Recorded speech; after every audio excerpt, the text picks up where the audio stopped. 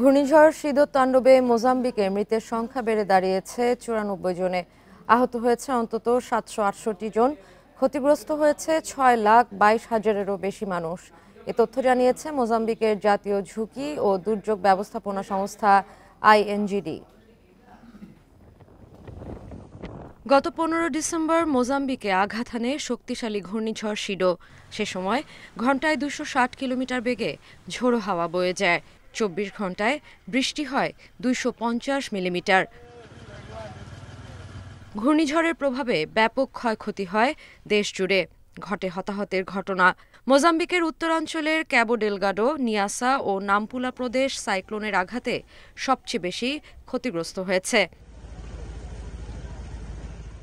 INGD জানিয়েছে, ঝড়ের কারণে 1,09,000-এরও বেশি শিক্ষার্থী ক্ষতিগ্রস্ত হয়েছে। ধ্বংস হয়ে গেছে বহু স্কুল ভবন।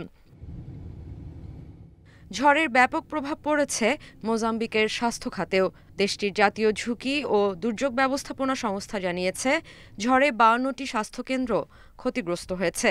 এতে করে মৌলিক স্বাস্থ্যসেবা নিশ্চিত করা কঠিন হয়ে পড়েছে। মোজাম্বিকের শাসক দলের নেতা ড্যানিয়েল চ্যাপো জানান, সব পর্যায়ে সহায়তা নিশ্চিতের চেষ্টা করছে সরকার।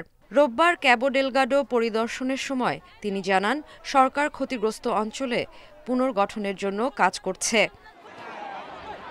এর আগে ঘূর্ণিঝড়টি ভারত মহাসাগরের ফরাসি অঞ্চল মায়োটে আঘাত হানে। সেখান থেকে মোজাম্বিক, মালাউই ও জিম্বাবুয়েতে তাণ্ডব চালায় ঘূর্ণিঝড়টি।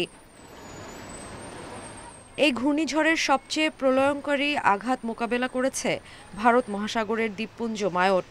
ফ্রান্সের এই দ্বীপপুঞ্জে সিডোর আঘাতে এ পর্যন্ত 35 জনের মৃত্যুর তথ্য নিশ্চিত করেছে কর্তৃপক্ষ। তবে হতাহতের সংখ্যা হাজারেরও বেশি বলে আশঙ্কা করছে তারা। Sadia ফ্রিন, independent news.